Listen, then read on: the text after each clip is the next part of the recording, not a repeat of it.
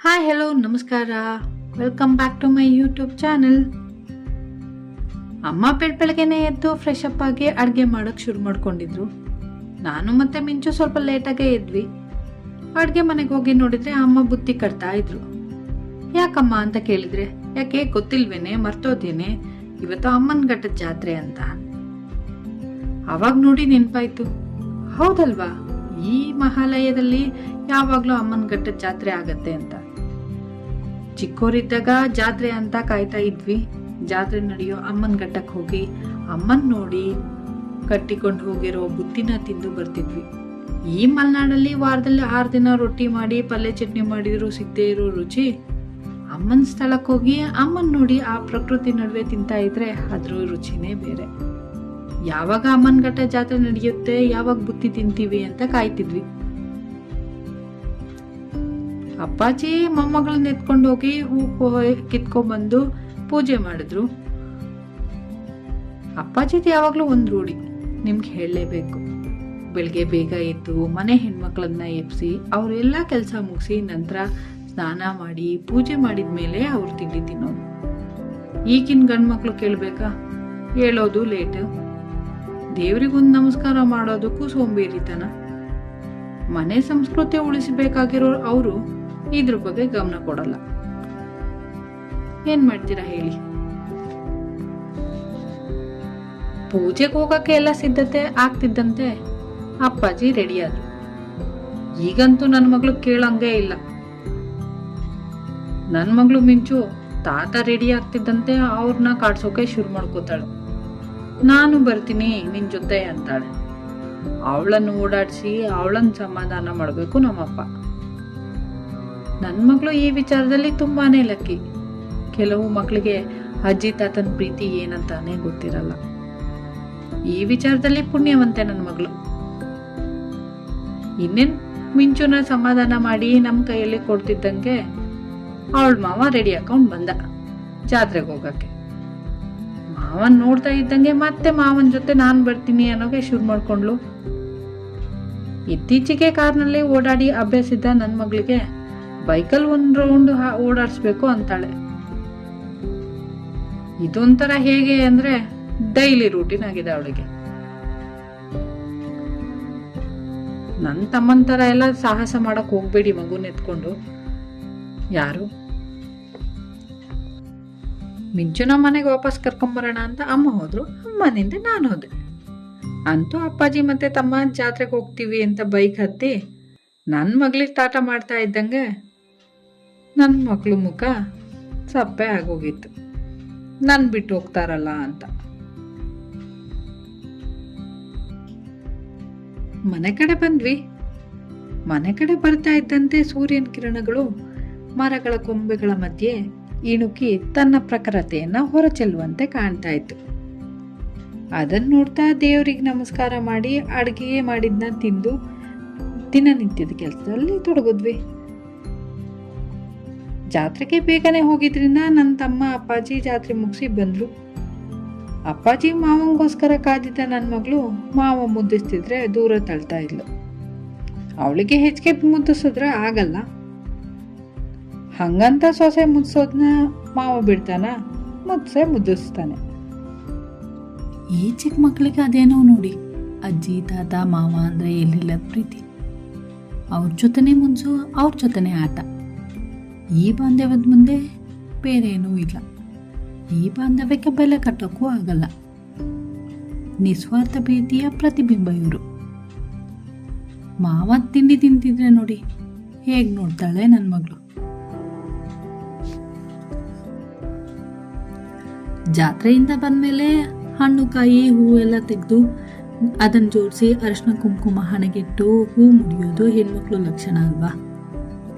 2 ವರ್ಷದಿಂದ ಜಾತ್ರೆ ಮಿಸ್ ಆಗಿತ್ತು. ಈ ಬೆಂಗಳೂರು ಸೇರೋದ್ಮೇಲಂತೂ ಮಂಡಕ್ಕಿ ಖಾರ ಬೆಂಡು ಬತ್ತಾಸು ಅಂತ ನೋಡ್ದೇನೆ ತುಂಬಾ ಕಾಲ ಆಗಿತ್ತು. ಇವತ್ತು ಅದನ್ನೆಲ್ಲ ನೋಡಿ ತುಂಬಾನೇ ಖುಷಿ ಆಗಿತ್ತು. ಮತ್ತೆ ಮಂಡಕ್ಕಿ ಖಾರ ಬೆಂಡು ಬತ್ತಾಸ್ ತಿಂತೀನಿ ಅಂತ. ಈ ಅಮ್ಮನ ಘಟ್ಟದ ವಿಶೇಷತೆ ಬಗ್ಗೆ ನನಗೆ ಗೊತ್ತಿದ್ದಷ್ಟು ಹೇಳ್ತೀನಿ ಕೇಳಿ. ನಮ್ಮನೆಯಿಂದ ಸುಮಾರು 12 ಕಿಲೋಮೀಟರ್ ದೂರದಲ್ಲಿದೆ ಈ ದೇವಾಲಯ. ಅಮ್ಮನ ಘಟ್ಟ ಅಂದರೆ ಅಮ್ಮ ಬಂದು ಬೆಟ್ಟದಲ್ಲಿ ನೆಲೆಸಿದ್ಲು ಅಂತ ಅರ್ಥ. ಪರಶುರಾಮನ ತಾಯಿ ರೇಣುಕಾದೇವಿ ಬಂಡೆ ಒಳಗೆ ನೆಲೆಸಿರುವ ಸ್ಥಳ. ಈ ದೇವಿಗೆ ಜೇನುಕಲ್ಲಮ್ಮಳೆಂದೇ ಪ್ರಸಿದ್ಧಿ ಇಲ್ಲಿ. ಇವಳು ನಮ್ಮನೆಯ ದೇವರು. ಈ ಹಿಂದೆ ಹೇಳಿದ್ದೆ ನಿಮಗೆ, ಗೌರಿ ಹಬ್ಬದಲ್ಲಿ ಈ ದೇವಿಗೂ ಪೂಜೆ ಕೊಡ್ತೀವಿ ಅಂತ. 2 ವರ್ಷದ ಹಿಂದೆ ಗಂಡನ ಮನೆ ಸೇರಿದ ನನಗೆ ಅಮ್ಮನ ಘಟ್ಟದ ಜಾತ್ರೆ ಯಾವಾಗಲೂ ಮಿಸ್ ಆಗ್ತಾ ಇತ್ತು. ಈ ಸಲ ನನ್ನ ಮಗಳು ಹುಟ್ಟಿದ್ರಿಂದ ಈ ಜಾತ್ರೆ ನನಗೆ ಸಿಕ್ತು.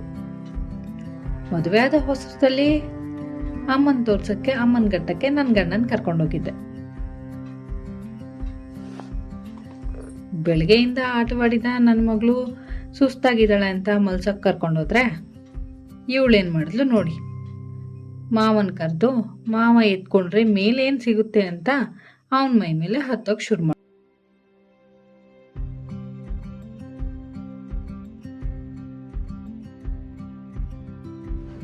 ಒಂದು ಕಡೆ ಕಟ್ಟಿಗೆ ಒಲೆ ಮೇಲೆ ಕೋಳಿ ಸಾರು ಕುದಿತಿದ್ರೆ ಅಮ್ಮ ಇನ್ನೊಂದು ಕಡೆ ಕಡುಬು ಮಾಡ್ತಾ ಇದ್ರು. ಮಹಾಲಯ ಹಬ್ಬವನ್ನ ಎಲ್ಲರೂ ಕಡ್ಡಾಯವಾಗಿ ಆಚರಣೆ ಮಾಡಲೇಬೇಕು. ಇದಕ್ಕೆ ಇನ್ನೊಂದು ಹೆಸರೇ ಪಿತೃಪಕ್ಷ ಅಲ್ವಾ? ಹಿಂದೂ ಧರ್ಮದಲ್ಲಿ ಒಬ್ಬರ 3 ತಲೆಮಾರಿನವರೆಗಿನ ಪೂರ್ವಜರ ಆತ್ಮವು ಪಿತೃಲೋಕದಲ್ಲಿ ಅಂದ್ರೆ ಭೂಮಿ ಮತ್ತು ಸ್ವರ್ಗಲೋಕದ ನಡುವಿನ ಪ್ರದೇಶದಲ್ಲಿ ವಾಸ ಮಾಡಿಕೊಂಡಿರುತ್ತಾರೆ ಎಂಬ ನಂಬಿಕೆ ಇದೆ. ಹಾಗಾಗಿ ಮರಣ ಹೊಂದಿದ ಪೂರ್ವಜರನ್ನ ಸ್ಮರಿಸಿ ಗೌರವಿಸುವ ಒಂದು ಆಚರಣೆಯೇ ಈ ಪಿತೃಪಕ್ಷವಾಗಿದೆ. ಈ ಸಂದರ್ಭದಲ್ಲಿ ಯಾವುದೇ ಶುಭ ಕಾರ್ಯ ಮಾಡಬಾರದು, ಅದು ಅಶುಭಕ್ಕೆ ಸಮಾನವಾಗಿರುತ್ತೆ ಅಂತ ಹೇಳಲಾಗುತ್ತೆ. ದಕ್ಷಿಣ ಭಾರತ ಮತ್ತು ಪಶ್ಚಿಮ ಭಾರತದಲ್ಲಿ ಈ ಪಿತೃಪಕ್ಷವು ಗಣೇಶ ಚೌತಿಯು ಆದ ನಂತರ ಬರುವ ಹುಣ್ಣಿಮೆಯಿಂದ ಅಮಾವಾಸ್ಯೆವರೆಗೆ, ಅಂದರೆ ಹಿಂದೂ ಚಾಂದ್ರಮಾನ ತಿಂಗಳಾದ ಭಾದ್ರಪದ ಹುಣ್ಣಿಮೆಯಿಂದ ಅಮಾವಾಸ್ಯೆವರೆಗೆ ಈ ಆಚರಣೆಯನ್ನು ಮಾಡಲಾಗತ್ತೆ. ಗರುಡ ಪುರಾಣದಲ್ಲಿ ಹೀಗೆ ಹೇಳಲಾಗತ್ತೆ, ಮಗನಿಲ್ಲದ ಮನುಷ್ಯನಿಗೆ ಮೋಕ್ಷ ಇಲ್ಲ ಅಂತ. ಹಾಗೇನೆ ಮನೆಯ ಯಜಮಾನನು ತಮ್ಮ ಪೂರ್ವಜರಿಗೆ, ದೇವರಿಗೆ, ದೈವಗಳಿಗೆ ಮತ್ತು ಅತಿಥಿಗಳಿಗೆ ಅವರ ಅನುಗ್ರಹ ಸಿಗಬೇಕಾದರೆ ಆರಾಧನೆ ಮಾಡಬೇಕೆಂದು ಹೇಳುತ್ತೆ. ಈ ಪಿತೃಪಕ್ಷದ 15 ದಿವಸಗಳ ಆಚರಣೆಯಲ್ಲಿ ಅನ್ನದಾನ ಅಥವಾ ಹಸಿವಿನಿಂದ ಇದ್ದವರಿಗೆ ಊಟ ತಿಂಡಿ ಕೊಟ್ಟು ಪೂರ್ವಜರ ಆಶೀರ್ವಾದ ಪಡೆದು ಅವರ ಮೋಕ್ಷಕ್ಕೆ ನೀವು ಎಣಿ ಮಾಡಿ ಕೊಡಬೇಕಂತ ಹೇಳುತ್ತೆ. ಪಿತೃಪಕ್ಷದಲ್ಲಿ ಪಿತೃಗೆ ಯಾರು ಉಪಹಾರ ಅಥವಾ ಆಚರಣೆ ಮಾಡುವುದಿಲ್ಲವೋ ಅವನಿಗೆ ಸಕಲ ದಾರಿದ್ರ್ಯ ಪ್ರಾಪ್ತಿಯಾಗತ್ತೆ ಅಂತ ಹೇಳಲಾಗತ್ತೆ. ಹಾಗಾಗಿ ಈ ಆಚರಣೆಯನ್ನ ಎಲ್ಲರೂ ಮಾಡಲೇಬೇಕು. ಇಲ್ಲಿ ಮಲೆನಾಡಿನಲ್ಲಿ ಅಮ್ಮನ ಘಟ್ಟದ ಜಾತ್ರೆಗೆ ಹೋಗಿ ಬಂದ ಮೇಲೇನೆ ಪೂರ್ವಜರಿಗೆ ಎಡೆ ಇಟ್ಟು ಧೂಪವನ್ನ ಹಾಕ್ತಾರೆ. ತಾಮ್ರ ಅಥವಾ ಹಿತ್ತಾಳೆ ಬಿಂದಿಗೆಯಲ್ಲಿ ನೀರನ್ನು ತುಂಬಿ ಬಾಳೆ ಎಲೆಯ ಮೇಲೆ ಇಟ್ಟು ಅದಕ್ಕೆ ಜಾತ್ರೆಯಿಂದ ತಂದ ಸೇವಂತಿಗೆಯ ಮಾಲೆಯಿಂದ ಸಿಂಗಾರ ಮಾಡಿ ಮಣ್ಣಿನ ಹಣತೆಯಲ್ಲಿ ದೀಪವನ್ನು ಹಚ್ಚಿರ್ತಾರೆ. ಇಲ್ಲಿ ನೀರಿನ ರೂಪವೇ ಪೂರ್ವಜರ ರೂಪ ಅಂತಾನೂ ಹೇಳಲಾಗತ್ತೆ. ನಂತರ ಮಾಡಿದ ಅಡುಗೆ ಎಲ್ಲ ಎಡೆಯ ಮೇಲೆ ಬಡಿಸ್ತಾರೆ. ನನ್ನ ಗಂಡನ ಮನೆಯಲ್ಲಿ ಪಿತೃಪಕ್ಷದಲ್ಲಿ ಮಾಂಸಾಹಾರ ಮಾಡೋದಿಲ್ಲ. ನಮ್ಮ ಮಲೆನಾಡಿನಲ್ಲಿ ಮಾಂಸಾಹಾರಕ್ಕೆ ಮಾತ್ರ ಪ್ರಾಮುಖ್ಯತೆ ಜಾಸ್ತಿ. ಇಲ್ಲಿ ಎಡೆಗೆ ನಾವು ಕಟ್ಟಿಕೊಂಡು ಹೋಗಿದ್ದ ಬುತ್ತಿಯಿಂದ ಒಂದು ತುತ್ತಾದರೂ ಉಳಿಸ್ಕೊಂಡ್ಬಂದು ಅದನ್ನು ಈ ಎಡೆಗೆ ಬಡಿಸ್ಬೇಕು. ಇದೇ ಪದ್ಧತಿ.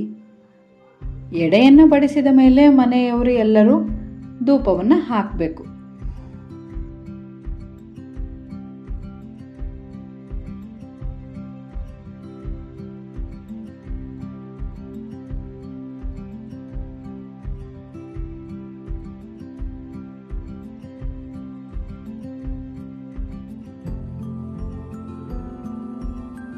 ಎಲ್ಲರೂ ಧೂಪ ಹಾಕಿದ ನಂತರ ಊಟ ಮಾಡಿದ್ವಿ. ಊಟ ಮಾಡಿ ನಂತರ ಮಿಂಚು ಜೊತೆಗೆ ಆಟ ಆಡೋಕ್ಕೆ ಶುರು ಮಾಡ್ಕೊಂಡ್ವಿ. ವಿಡಿಯೋ ಇಷ್ಟ ಆದರೆ ಲೈಕ್ ಮಾಡಿ, ಶೇರ್ ಮಾಡಿ ಆ್ಯಂಡ್ ಕಮೆಂಟ್ ಮಾಡಿ.